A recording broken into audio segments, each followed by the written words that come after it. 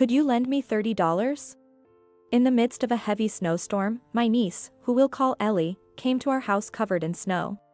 Upon asking, it turned out that she had been terribly mistreated by her parents. What? No way I'm lending you money. Furious after hearing the story, my husband, whom we'll call Mike, decided to head somewhere, taking the snow-covered Ellie and me with him to the car. My name is Jennifer. I am 43 years old and have been married to Mike for 10 years. Mike works as a carpenter and he is 5 years younger. I used to be a secretary at the company where Mike worked, and ours was a workplace romance. Things moved quickly from there, and we ended up getting married. Mike, who is younger than me, is incredibly reliable and popular at work, respected by his juniors for his manly nature, making him my pride and joy. I was the one who confessed my feelings to him, marking the beginning of our relationship. Mike is sincere and serious-minded. When we started dating, he made it clear that he was considering marriage as a possibility, impressing me with his earnest attitude towards work and his personal life, which led me to propose to him a year into our relationship. We decided to get married. I was looking forward to a happier life together, but reality wasn't as sweet as I had hoped.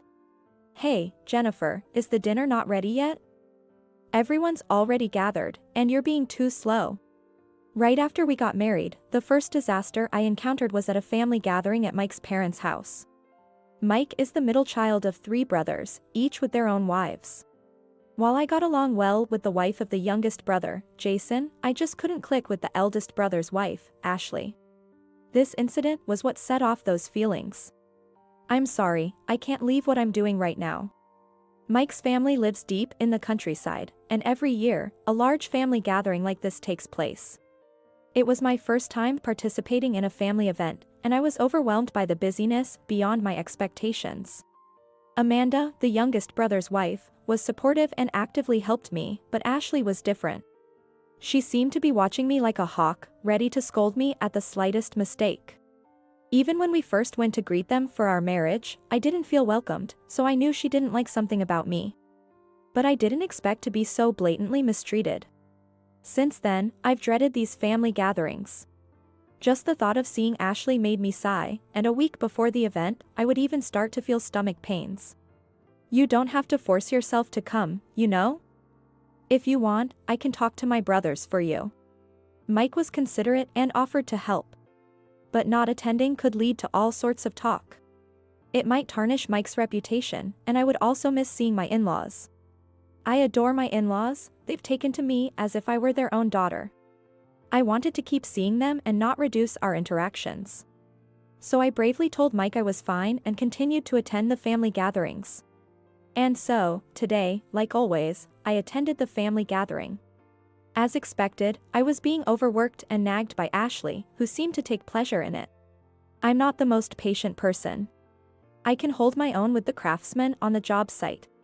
Even though it's part of being married to my husband and dealing with his family, it's hard to keep quiet when you're constantly being criticized. But I couldn't disrupt the atmosphere there. I forced a smile and tried to keep a cheerful demeanor while responding to Ashley, who sighed at me as if she was fed up. This is why a childless woman. If you had kids, you'd probably be able to plan things out better. Ashley grumbled such snide remarks as she reluctantly brought food to everyone.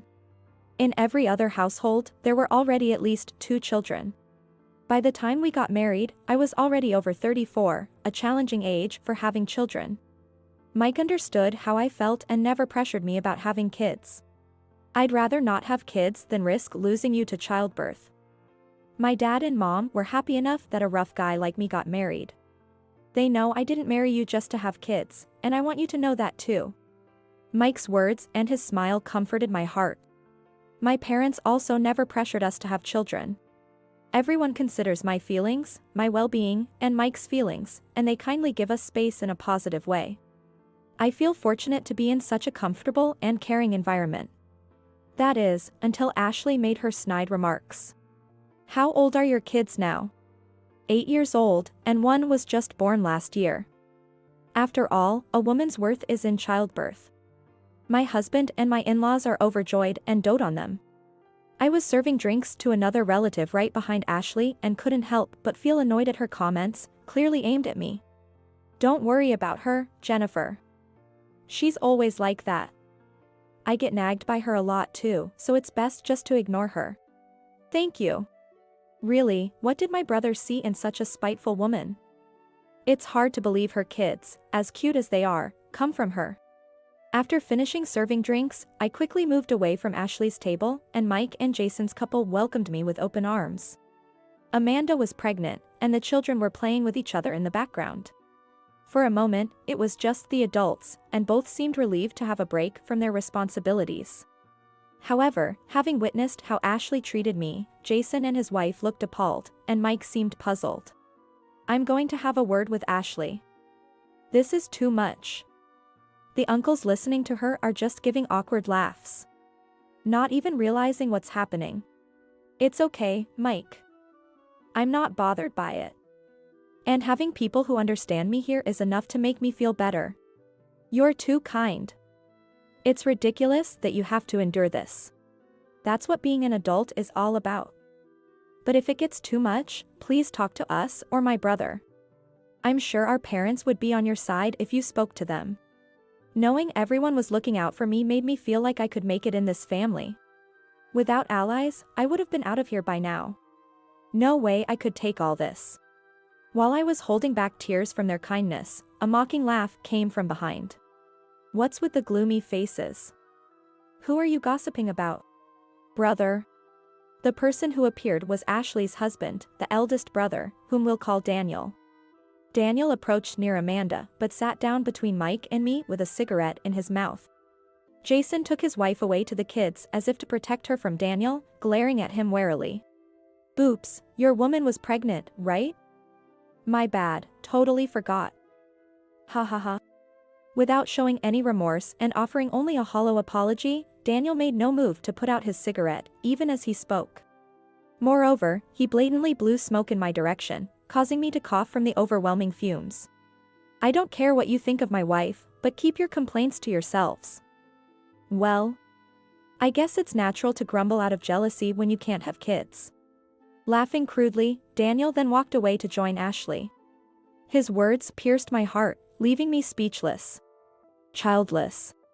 How many more times will I have to hear those words in my life? How many more times will I have to endure this humiliation? Biting my lip in frustration over not being able to have children, I felt a surge of bitterness. Mike, maybe it's better if Jennifer doesn't come next year. Maybe so. Are you saying I won't see Jennifer next year? Overhearing our conversation, Jason and Mike discussed it out of concern for me. Witnessing the entire conversation, Ellie, Ashley's child, looked at them with a sad expression. She, my niece, is a very good child, quite different from her parents.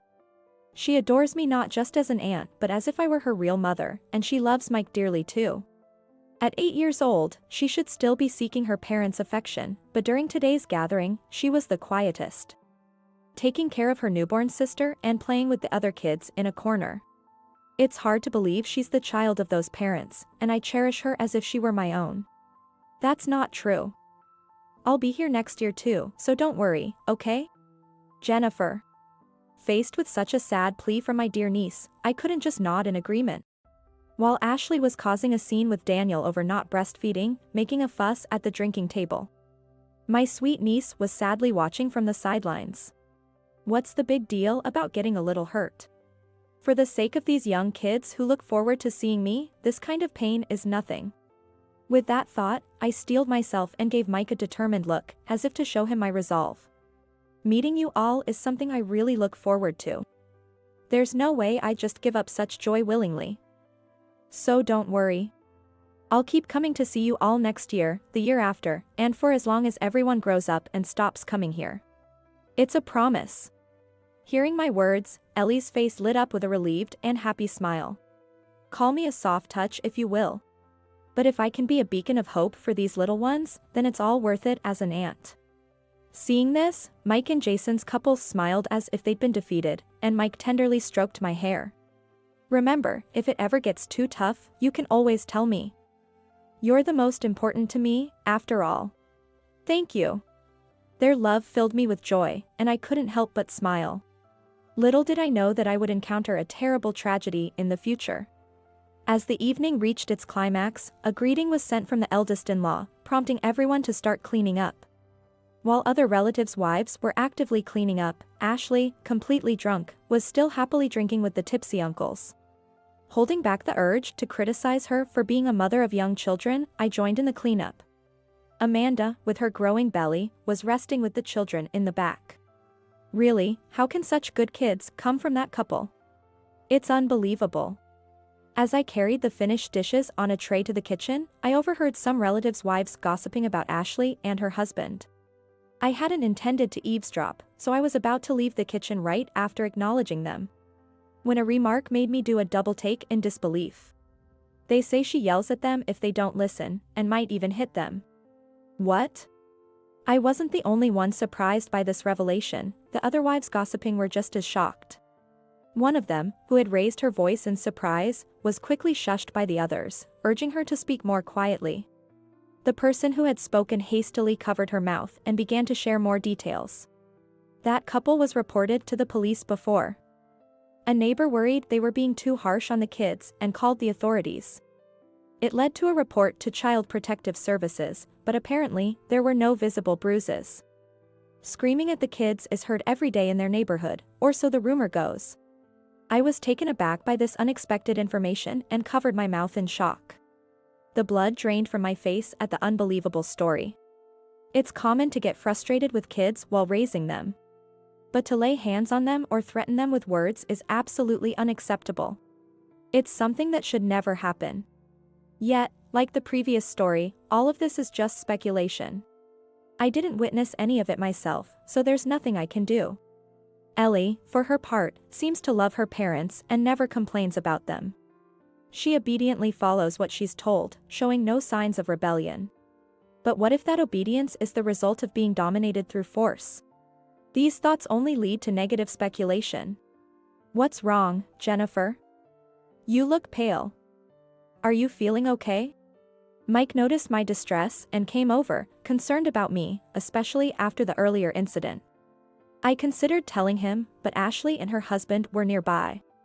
It wouldn't be safe to speak carelessly, potentially causing harm to Ellie and her sister. So, I shook my head, pretending nothing was wrong, and said, "Maybe I just got a bit dizzy from the alcohol fumes. I'll go outside for some fresh air." With that, I put on my coat and left the cleanup to the others, stepping outside for a breath of fresh air. Outside, snow had accumulated, and the forecast predicted heavy snowfall starting tonight. The gloomy clouds threatened more snow, and I was lost in thought, recalling the conversation. I wasn't sure if I could make a difference by speaking up. But if Ellie and the others, who adore me so much, are truly suffering as the rumors suggest, I couldn't just stand by and do nothing. As I stood outside with a troubled expression, Ellie, holding her sister, approached me. "What's wrong? It's cold outside, why don't you go inside and play with the others? Jennifer, will you really come back next year? Can we meet like this again?" Perhaps due to the earlier incident, Ellie looked particularly anxious, and her baby sister seemed on the verge of crying. It's not good to keep a baby outside in such cold weather. I knew I had to take them back inside immediately. But seeing Ellie's anxious face, I couldn't just leave her be. I bent down to comfort her, pulling her and her sister into my arms to give them a warm embrace. "Of course. If you're that worried, take this. It's a note with my contact information and address. You can come over to play anytime, okay? With this, you don't have to be afraid anymore, right?" "Yes." Receiving something tangible seemed to reassure Ellie, and a smile returned to her worried face. However, her sister started crying, possibly from hunger, prompting me to hurry back inside with Ellie. After a while, the cleanup ended, and the gathering concluded. Everyone headed to their cars, and we decided to leave, leaving Daniel's family behind. Jason and her wife had already left, and our in-laws assured us they would take care of the rest. "Thank you so much for coming today. Please be careful on your way home." Touched by my kind mother-in-law's words, Mike and I expressed our gratitude and left. Leaving the eldest brother's family behind was worrisome, but with the in-laws there, Their kids should be safe. Or so I thought, naively. Upon returning home and as the night grew late, our doorbell suddenly rang. Who could it be at this time? We were still awake, having a drink, but it was unusual to have visitors at this hour. It was past 11 p.m. Who could it be? Exchanging worried glances with Mike, we approached the door, where the dim light revealed the figure outside. Recognizing the silhouette, Mike and I were shocked and quickly unlocked the door. What happened to you two? There stood Ellie, drenched in snow, holding her sister. Ellie's hands were numb from the cold, and her sister was crying, her lips turning purple. Despite being bundled up, the temperature had dropped below 16 degrees Fahrenheit since the snowfall began. Considering the distance they must have walked, Ellie was staggering, prompting Mike and I to quickly bring them inside. Exhausted, possibly from carrying the baby essentials, Ellie slumped down as soon as she entered the room. After Mike prepared some milk for the baby, who hungrily drank it all. I offered Ellie a warm drink and wrapped her in blankets, placing her near a heater to warm up. Gradually regaining her composure, Ellie sat up and sipped her tea calmly. What happened? Where are your parents? As Ellie calmed down, I asked her about the situation, and she began to tearfully explain. It would take a child 2 hours to walk from her house to ours. She had made the journey on foot with her sister. Because their parents had left them alone at home and gone out drinking, not returning. With no dinner prepared and running low on baby supplies. Fear of their uncertain return prompted Ellie to remember the note I gave her earlier and seek refuge at our house. I need to buy some food and diapers for my sister. We don't have a place to stay, so just $30. Please lend me $30. I'll pay you back when I'm older. Hearing her plea, Mike suddenly raised his voice. What? No way we're lending you money. Ellie was startled when Mike, who had been silent until then, suddenly raised his voice in anger. Instinctively, she curled up to protect her head, her body trembling uncontrollably. I'm sorry for being selfish. I won't ask for anything else, I promise. Just don't be mad, please don't hit me. Seeing Ellie's tearful plea, I couldn't help but cry as I embraced her, trying to comfort her. It's okay. No one here will hurt you. Calm down, we won't harm you. I'm sorry, I wasn't angry at you. My bad. So relax, everything's fine. Seeing Ellie's frightened look, I was certain. The rumors about Daniel's family that the relatives talked about were true. It wasn't just a rumor. Ellie and her sister had been living a life oppressed by them. The moment I realized this truth, an indescribable rage surged within me. I can't forgive them anymore. Mike trembled with anger. His outburst was not out of anger towards Ellie. He showed his anger in this way because he couldn't forgive her parents for putting his dear Ellie through such an ordeal. Once Mike had made up his mind, nothing could stop him. He took out his phone, made a call, and then urged Ellie, her sister, and me to get into the car. Let's go, Jennifer. Go? Where to? We can't leave the kids with them any longer. With that, Mike drove us to a certain place. Understanding his intention, I quickly made arrangements in the car. Ellie looked anxious, unsure of what was going to happen. I turned to her with a reassuring smile. No matter what happens to your parents, can you trust me? Will you not hesitate to stay with us? Initially, Ellie seemed confused by my words. But as we arrived at our destination and I gently held her hand, she seemed to grasp the meaning, squeezed my hand back, and nodded firmly. As long as I'm with you and Mike, I'll be okay. Mike and I, having confirmed our resolve, exchanged a determined look and nodded to each other. This was a conversation we continued even after returning home. If the rumors were true, we'd protect Ellie. We hadn't expected to act on our resolve so soon, but our commitment hadn't changed. We brought someone with us and headed to the bar where Daniel and his wife were making a scene. Come on, drink up. Bring more booze. As we approached the bar, we could hear their loud voices from outside. It was unbelievable that adults could leave their children and party into the night like this. Hearing their voices only intensified my irritation, but Mike gently placed his hand on my head. Let's put an end to this. Yes. Agreeing with him, we entered the bar. The staff, unaware of the situation, led us to our seats. Daniel and Ashley were so engrossed in their conversation that they didn't notice us. I discreetly took out my phone and aimed the camera at them. "Are you sure you're okay, leaving a newborn baby at home?" "No worries, no worries. The 8-year-old will watch over her, everything will be fine. We've disciplined her from a young age, so she doesn't dare defy us." At first, she was cheeky, blocking our way, saying she didn't want us to leave. But a little yelling, and she gets scared. She's sensitive to noises, so after we threw things near her a few times, she started obeying. Now she doesn't complain when we leave her with the baby, quite convenient. She's always on edge, watching our every move, isn't it funny? Some say you should discipline without laying a hand, but that's just soft talk by indulgent adults. Proper education means strict discipline. Laughing crudely, the couple unwittingly provided evidence supporting the rumors. Mike and I exchanged glances and nodded just as a man entered the bar. "Welcome, wait, the police." A police officer stood at the entrance, causing the staff to exclaim in shock.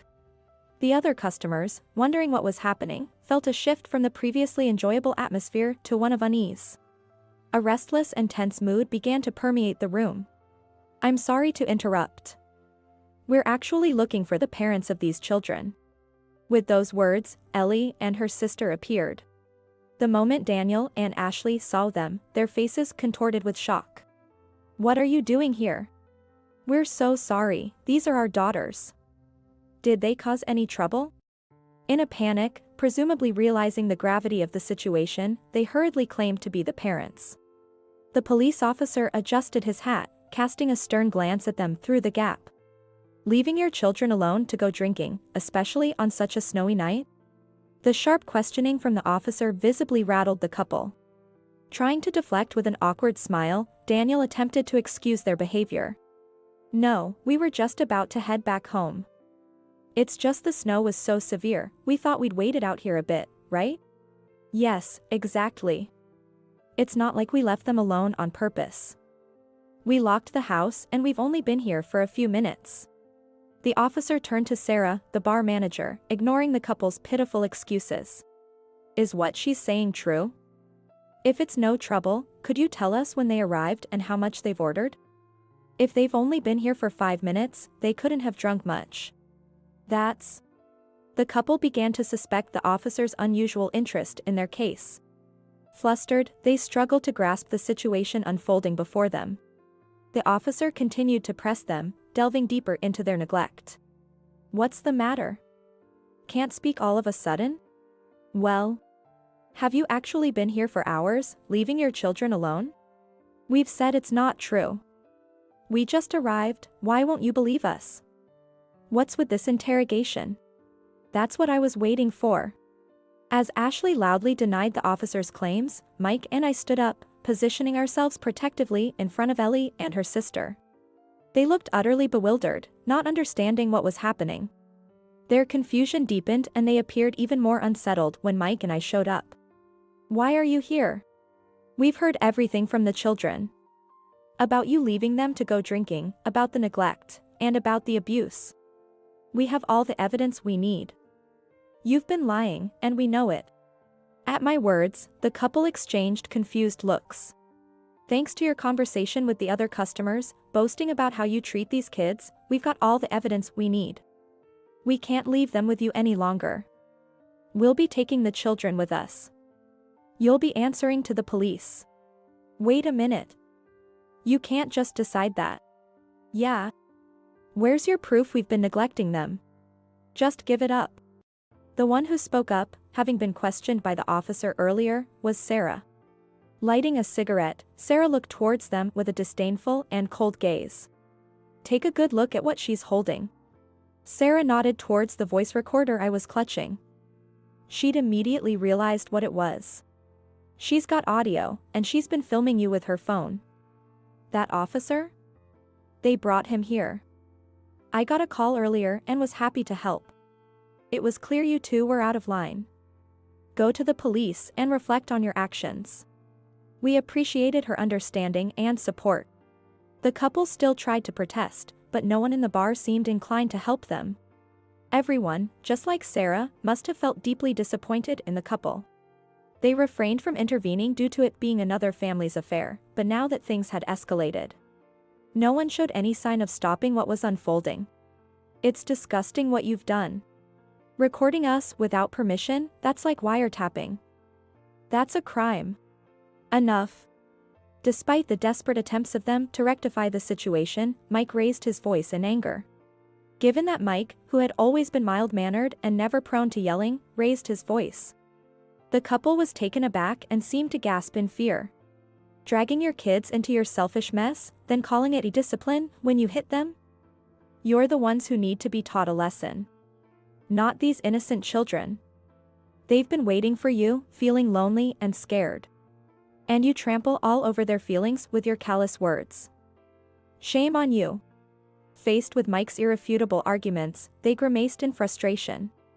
Unable to respond, they faltered for words and awkwardly shifted their gazes, clearly embarrassed by the situation. What do you think she said when she came to our house? Facing the couple's poor grace and defeat, I deliberately met their gaze, peering into their faces.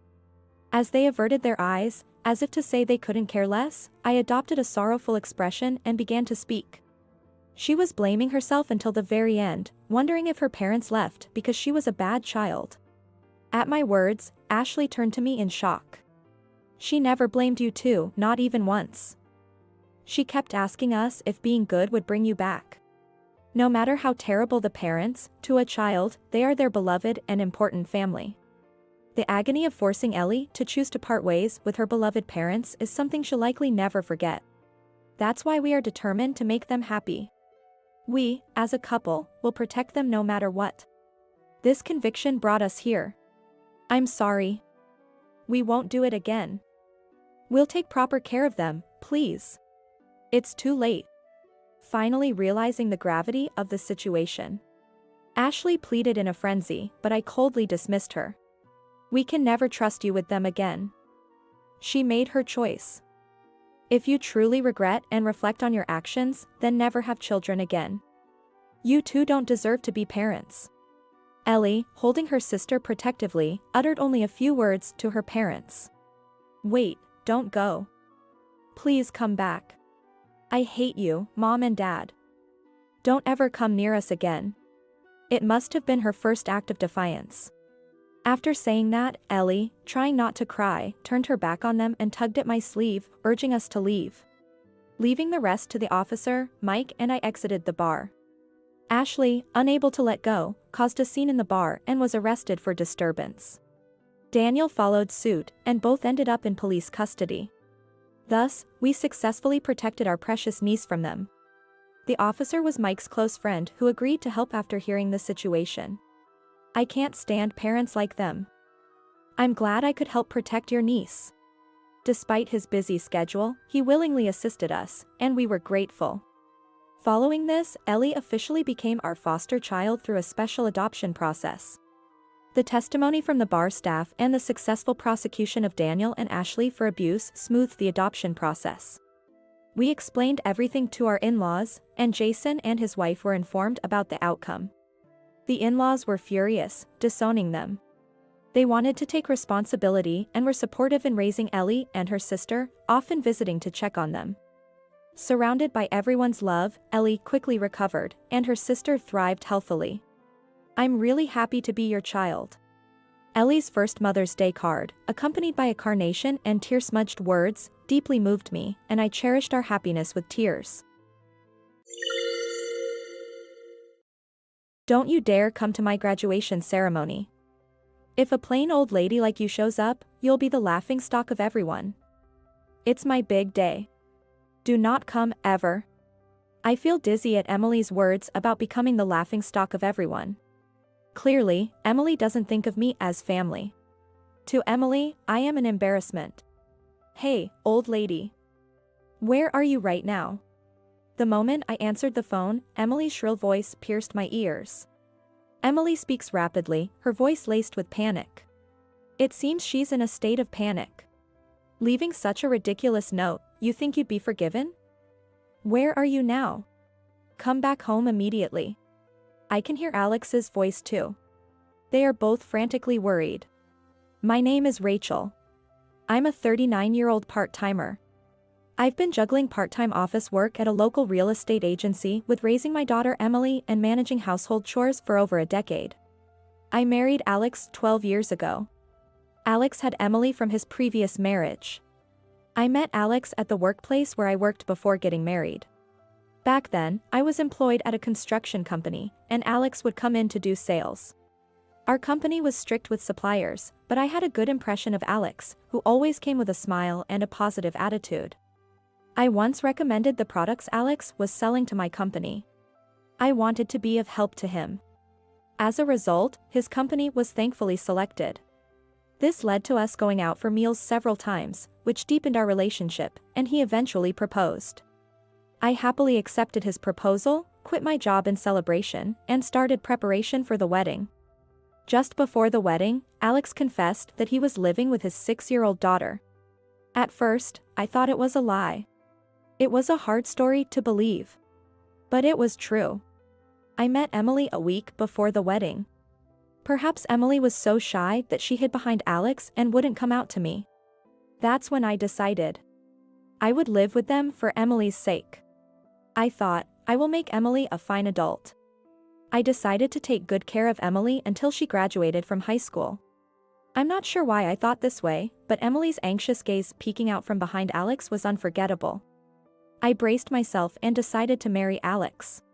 It was my first marriage, and my family was strongly against it. My father was furious, saying, "It's outrageous and they're making a fool of you," but I went against my parents' wishes and married. If I had followed my parents at that time, I might have avoided the hell that was about to begin. 12 years have passed since the marriage. Emily is now 18. She is due to graduate from high school this year. Normally, this would be a cause for celebration. However, I couldn't genuinely be happy. The thought I had when I decided to marry, to make her a fine adult, haunts me. Hey, old hag. Where's my t-shirt? Where did you put it? You didn't steal it, did you? 2 years after we started living together, Emily began calling me old hag. She used to be kind in the beginning. She gradually got used to me, but one day, she started calling me old hag and her attitude became more aggressive. Is this the t-shirt you're looking for? I took it out from the folded laundry and handed it to Emily. Why did you wash it? What if it shrinks? You're supposed to dry clean it, you know. You're so clueless.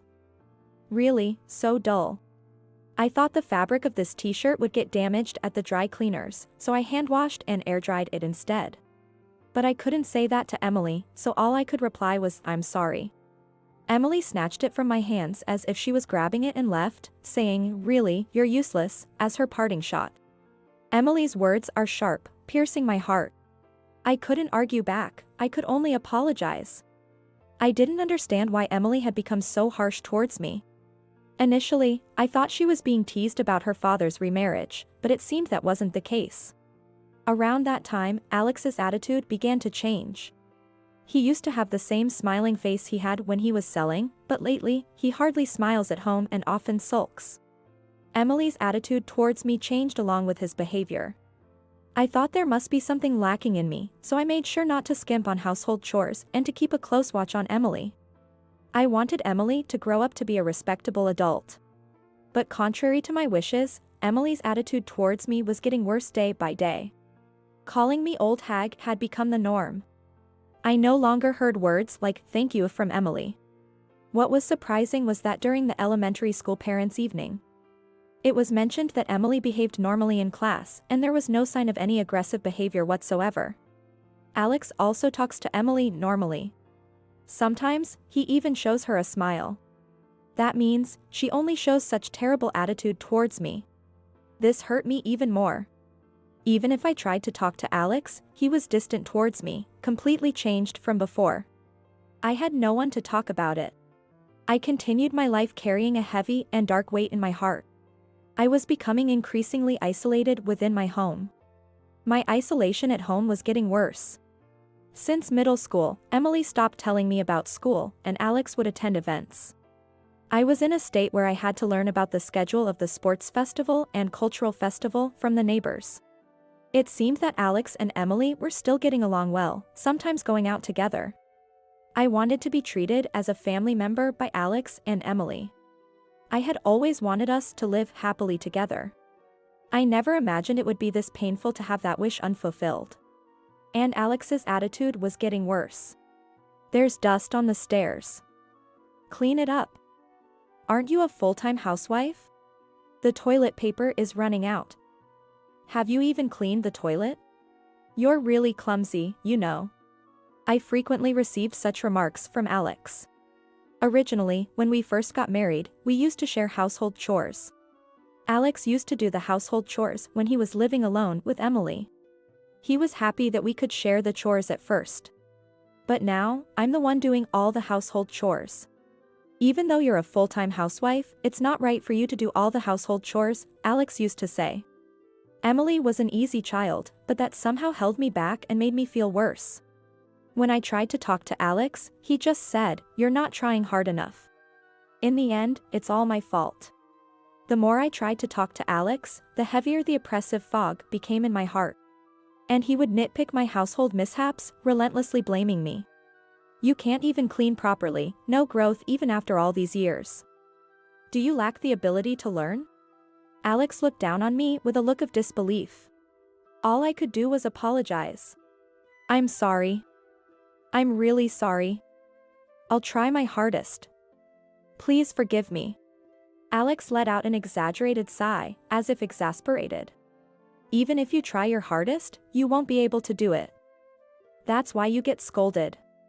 You always say you'll do it. But you've never actually done it, have you?" Alex's words cut deep into my heart. Time passed while my heart was weary, and Emily turned 18. I was concerned about Emily's future, but she wouldn't tell me anything. Alex wouldn't talk to me about it either. By this time, I had stopped talking to Alex and Emily about anything other than absolutely necessary matters. I happened to overhear Emily and Alex talking about her future after graduation. I knew it was eavesdropping, but I wanted to know, so I stopped and listened until the end. "It's decided. I got into university with a recommendation, and I even got a scholarship. It's all thanks to you, Dad." "Thank you." I could hear the joy in Emily's voice. She would never speak to me with such a tone. "That's great, it's all the result of your hard work. It was worth leaving all the household chores to that clumsy housekeeper." What does this mean? Could I possibly be the housekeeper they're referring to? Yeah, it was a good outlet for my stress. I could hear their contemptuous laughter. I quietly left the spot and locked myself in the bathroom. This was the only place I could be alone. I crouched down in the bathroom, holding my head and crying. To think that Alex and Emily thought of me like that. I had endured the last 10 years. No matter how close I was to breaking, I continued to be Emily's mother and Alex's wife. Even when my heart screamed that it was too much, I pushed myself to keep going. There were times when I felt I couldn't get up, but I forced myself to, made lunch, prepared breakfast, and managed all the household chores like laundry and cleaning. Honestly, I wanted to just lie down and stay down. But if I did that, I was sure I would never be needed by Alex and Emily again. That fear drove me. I spent my days in exhaustion. Honestly, I don't remember much from that time. One day, after I went shopping, a neighbor told me something shocking. Tomorrow was Emily's high school graduation ceremony. I couldn't say I didn't know, so I just smiled vaguely and left. As soon as I got home, I collapsed on the sofa. I had always thought I would make Emily into a respectable adult. High school graduation was a milestone I had in mind for that. Again, I was the only one left out. In this house, I'm not allowed to have a smartphone or use a computer. All I have is a simple flip phone that can only make calls. Alex handles all the school-related matters, so I don't have any mom friends. I have no way to get information about the school. Still, I learned about the dates of sports festivals and recitals from conversations with neighbors or school kids, and I secretly attended them. I wanted to properly attend the high school graduation and celebrate her step into adulthood. As I was crying on the sofa, Emily came home from school. "Old hag, why are you slacking off? It's so gloomy. It makes the whole house dark. Can't you do something about it?" Emily glared at me. Even though it was because of her. If Emily had told me about the graduation date, I wouldn't have felt this way. For the first time, I felt anger rising from the depths of my heart, slowly but surely. "So, I hear the graduation ceremony is tomorrow. It seems you didn't bother to tell me." I asked Emily, embedding my question with feelings of reproach. Emily seemed a bit taken aback by my confrontational words, but she exaggerated a sigh as if to cover up. "So what? You're not coming to the graduation ceremony anyway, so why do you need to know the date?" I tilted my head in defiance at Emily's words and said, "What? I never said I wouldn't go to the graduation ceremony. Don't come. If a plain old hag like you shows up, you'll be the laughingstock of everyone. It's my big day. Do not come, ever." Emily's words about becoming the laughingstock of everyone made me dizzy. Clearly, Emily doesn't think of me as family. To Emily, I am an embarrassment. I had hoped for an exception this time, but I was not forgiven. Emily's words, "Do not come," pierced my heart. Emily had made it clear that I was nothing more than a nuisance. That night, Alex came home with his suit in a dry cleaner's bag. It seemed he had taken his suit to the cleaners without asking me. Alex obviously knew about Emily's graduation ceremony. Seeing me look at the suit, Alex said, "I guess Emily didn't tell you," and smirked at me with pity in his eyes. Indeed, I am the least needed in this house. I thought I was part of the family, but that was just my wishful thinking. At that moment, I realized my heart had reached its limit long ago. So, I decided to end my role as a family member. The next day, Alex and Emily left together for her high school graduation. I was left behind, as usual. Moreover, Alex told me, "We'll eat out tonight, so don't bother with dinner." I wasn't invited. The old me would have silently endured such treatment. But those days are over today. I had decided to leave this house.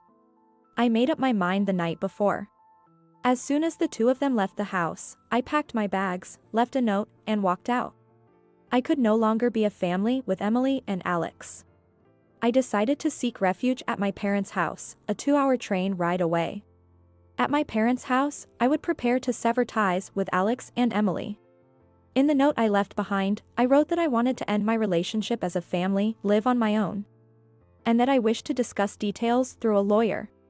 I hadn't found a lawyer as of yesterday, but I was sure my father could recommend one. My family has been affluent landowners for generations.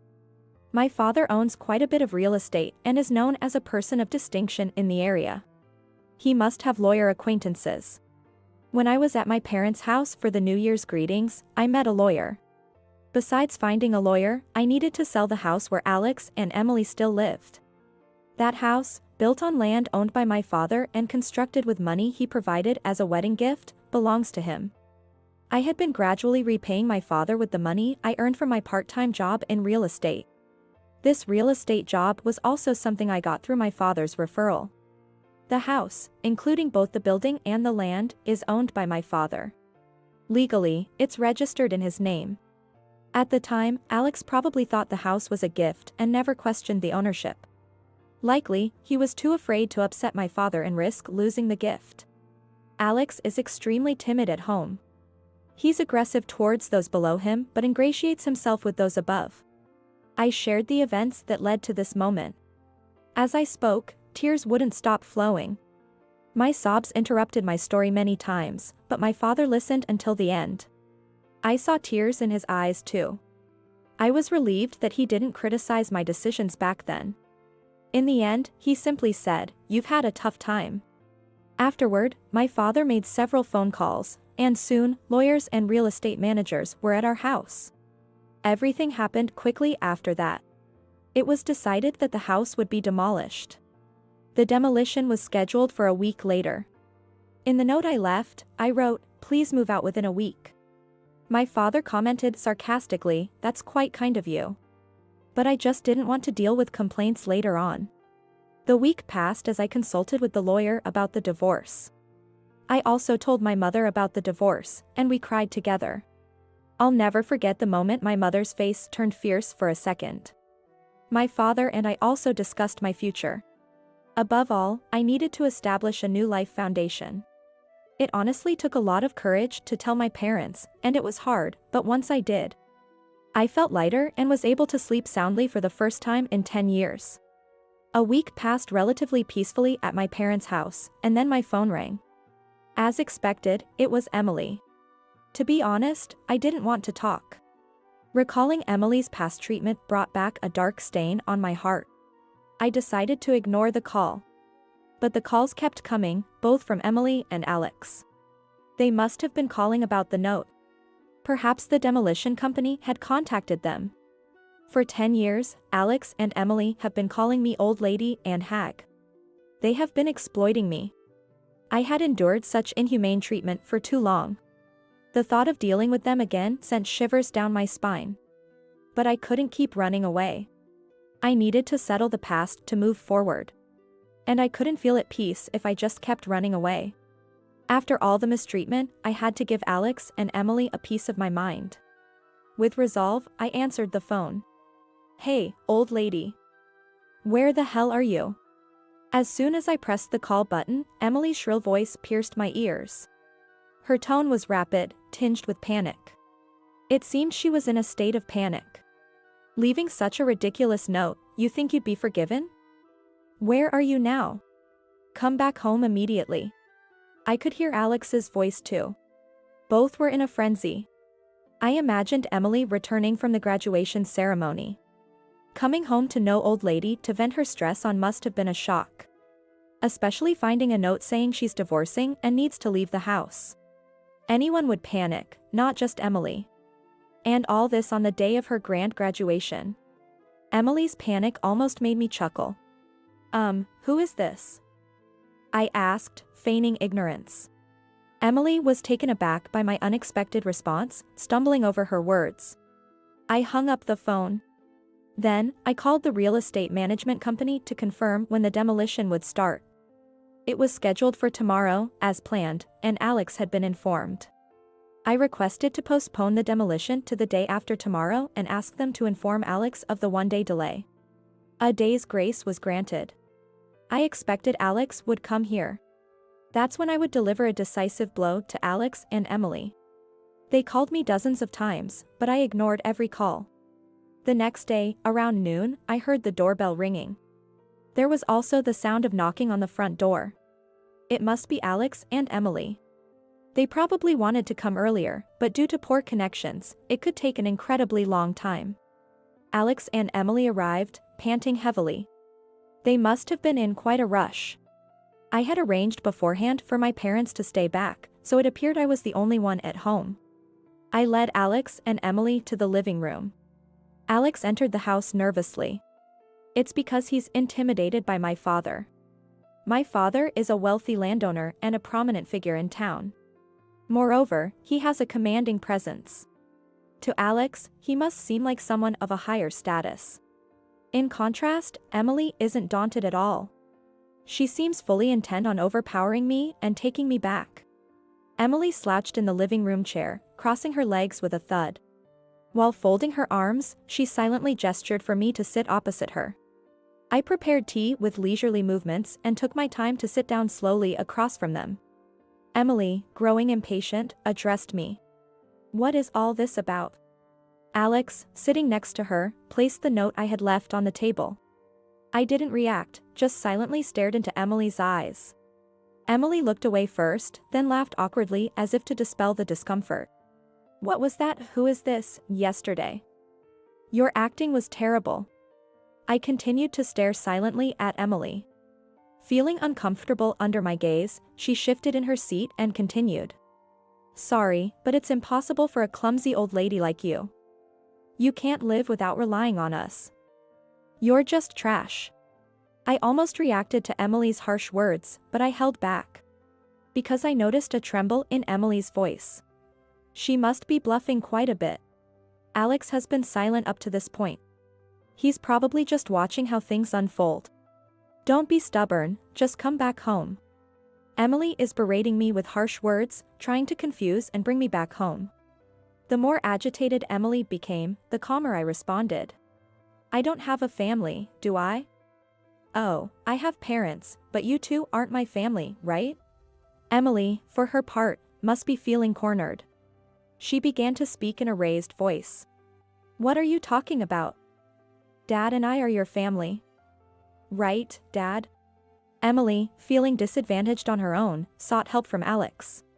Alex glanced around nervously, and upon confirming they were alone, he seemed relieved and started talking to me. That's right, you can't live without us, just like Emily says. So you're coming back. With my parents out of sight, Alex suddenly started acting arrogantly. Looking back, I wonder how small-spirited a man he is. Didn't you hear that? I have no family. I responded firmly. No matter what Alex and Emily said, I continued to treat them as strangers. Neither Alex nor Emily is my family. If they were family, they wouldn't treat me like a slave. A family should support and help each other, especially when someone is in trouble. But Alex and Emily were different. They treated me as a servant and an outlet for stress for 10 long years. Alex and Emily insisted that this was normal. They didn't realize how terrible and wrong it was. They oppressed me without realizing it. I'm amazed I endured it for 10 years. I'm impressed with myself. It all started when I saw Emily peeking from behind Alex. I was bound by the promise I made to myself to raise Emily into a respectable adult. For this promise, I devoted myself to Alex and Emily with all my might. That's why I endured until her high school graduation. I had decided that Emily's graduation and departure from high school would mark the end of my commitment to her. I hoped that by then, Alex and Emily would have a change of heart and improve their attitude towards me. Naturally, Alex and Emily betrayed my expectations, leading to this situation. Their behavior the day before the graduation ceremony sealed everything. That's why I'm confronting them with the appropriate attitude now. Alex and Emily are no longer my family. That's why I don't treat them as family. Perhaps realizing the meaning behind my treatment as strangers, Emily changed her approach. We're family, right, Mom? Stop this silly act, please. Suddenly, old hag has changed to Mom. Emily must be realizing things won't go as before. Alex, too, watches us nervously, holding his breath. I might not be your birth mother, but we've lived together all this time. So please listen to my request. Emily unfolded her arms and clasped her hands in front of her. Her previously arrogant posture is now leaning forward. I don't listen any favors from someone who are not my family. I remained calm, suppressing my emotions and responding coldly. Tears welled up in Emily's eyes. She pleaded desperately. Please listen to me. That note was a lie, right? You're not really selling the house, are you? It can't be true. Because you're my mom. Emily's use of mom repulsed me. Moreover, her main concern seemed to be about the house. She must be anxious about losing the house. The house is indeed going to be gone. My question is that it's really what they are concerned about. In the end, it seems all that matters to them is having a place to live, whether I'm there or not. No matter how much Emily pleads, my feelings won't change. Emily kept her face down. It seemed like she was crying. What kind of joke is this? Seriously, cut it out with the snide attitude. Alex, perhaps unsettled by Emily's tears, lashed out at me. What's with that note? Come back immediately and stop the demolition. Alex ranted angrily in a rapid-fire manner. I can't do that. It's already been decided. I continued to respond in a voice strained with suppressed emotion. Do you think you can do this to your family and be forgiven? That's why I keep saying you are not my family. Neither Alex nor Emily seem to be listening at all. Enough already. Haven't I told you, we're not family? How many times do you think I've repeated the same words? Suddenly, Alex stood up and slammed his fist on the table. Cut the crap. I was startled but managed to suppress my emotions and not react. Who's joking here? It's impossible to act like a family now after not being treated as one for 10 years. I realized my voice came out harsher than I thought. I was angry too. I didn't show it, but anger was welling up from deep inside me, ready to erupt like a volcano. I couldn't forgive Alex and Emily's selfish actions to such an extent. They trampled on my decade of hellish suffering and my efforts to overcome it. I tried to become a family with Alex and Emily. However, they rejected that, mocked me, and took advantage of me to the fullest. They will never understand how lonely and painful it was to be left out. Despite my repeated wishes to be treated as family, they never came true. It took me 10 years to give up. Despite my efforts to build a relationship as Emily's mother and as a family, it ended like this. A self-mocking smile appeared on my face. Seeing my dry smile, Alex and Emily looked at me in shock. Alex seemed to lose his strength and slumped back into his chair. These two, until the very end, intended to use me, without understanding my feelings. No matter how much I cared for Alex and Emily, they never cared for me. Even though I cherished them, they never cherished me. And then, when they found themselves in a tight spot, they tried to use me by saying things like we're family, which they never believed. It's just too convenient. I felt not just a headache but even nausea. Why did I endure this for 10 years for them? Looking back, it's a mystery. But there's no point in reflecting on it now. A future together with Alex, Emily, and me is impossible. All I can do is make Alex and Emily acknowledge their guilt and atone. I no longer expect or trust anything from Emily or Alex. Alex came closer, holding my hands, and began to apologize. I'm sorry. Please come back. I'm begging you. Even with these apologies and pleas for return, they don't touch my heart at all. I won't extend a helping hand, nor will I ever consider living together again. Enough already. I'm no longer part of your family. I'm a stranger. Following Alex, Emily also began to apologize deeply. I'm sorry. Please forgive us. We're family, after all, let's go back together. I'm completely astounded by their self-serving statements. Treating me like a stranger for 10 years and now what? Come back because we're family? Did you really think I'd be okay with that? That's wishful thinking. No way. It seems I'm no longer able to remain calm. Words just come spilling out, driven by momentum. Words that I would never have said before are now escaping my lips. Words I had held back out of consideration for Alex and Emily are now pouring out. I don't want to hear your excuses. I can't trust any words from you. I can never think of us as a family ever again. At this point, I placed a piece of paper in front of Alex. It's a divorce petition. Of course, I already submitted it to courthouse. You will get the response papers of divorce from courthouse. So, just accept it. Alex was shaking his head vehemently. Then, Alex showed me a smile. Think it over, will you? Please? I was dumbfounded by Alex's inability to face reality. Such a small-minded man. I had always misunderstood Alex's ingratiating smile. The smile he showed when we first met was actually a sleazy expression of sizing someone up. I mistook it for a kind and friendly smile. It infuriates me even now, thinking back. I stood up and called my parents who were in the back. My parents, Tom and Emma, appeared in the living room. Alex's mouth was agape as if his jaw had dropped. "Oh, Tom." My father glared sharply at Alex. My mother also had a stern look on her face. Just being glared at, Alex shrank and hunched his shoulders. I'm very sorry. While apologizing, Alex made Emily apologize as well. I apologize for the trouble caused by Rachel's misconduct, troubling both of you. I thought I had misheard. My misconduct? Is Alex still trying to evade responsibility at this point? My father's eyebrows twitched slightly. But my father remained silent. Rachel left the house on her own accord. We were just trying to persuade her to come back, right, Emily? Alex was prompting Emily to agree with this nonsensical story. Rachel's misconduct? Don't joke with me. My father's loud voice echoed throughout the house. The windows rattled. Alex and Emily let out a small eek and held their breath. My father stood in front of Alex, bending down to meet his gaze. How could you possibly think Rachel was being selfish? You only think about yourself. You're truly a small man. Then, my father turned to Emily. You've gone along with this man and done some terrible things. What did you think of Rachel? You fools.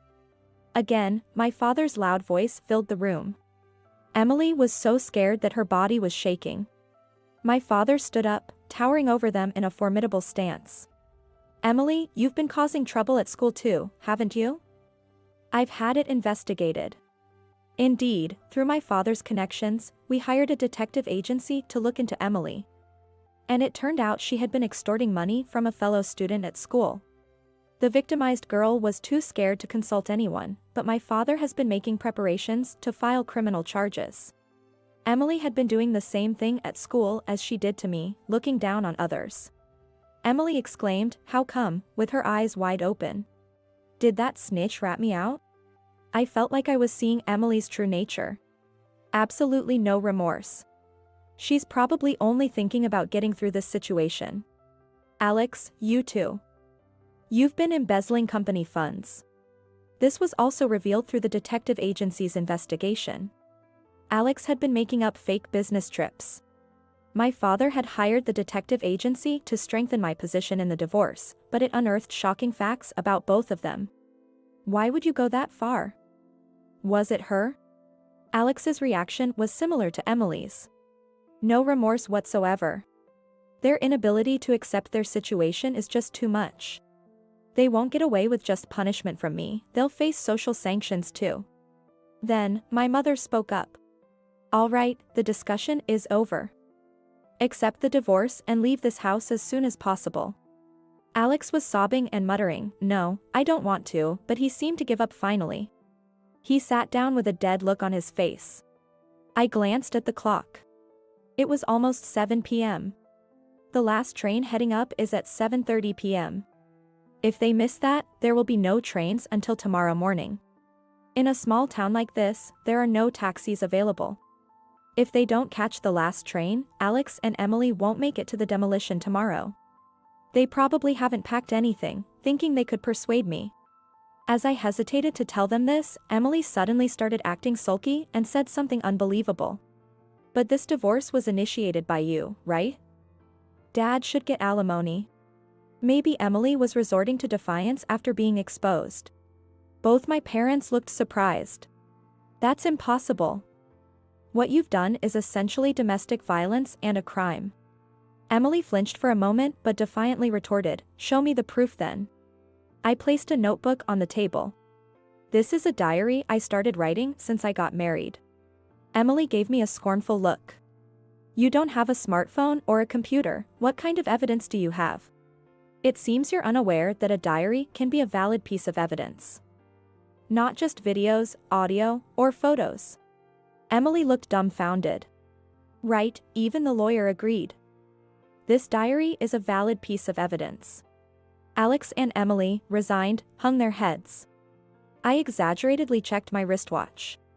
The last train up has already left. You won't be able to get home tonight.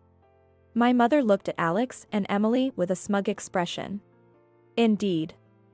There are no taxis around here. I wonder if there are any convenient hotels around. Now that everything is settled, please leave immediately.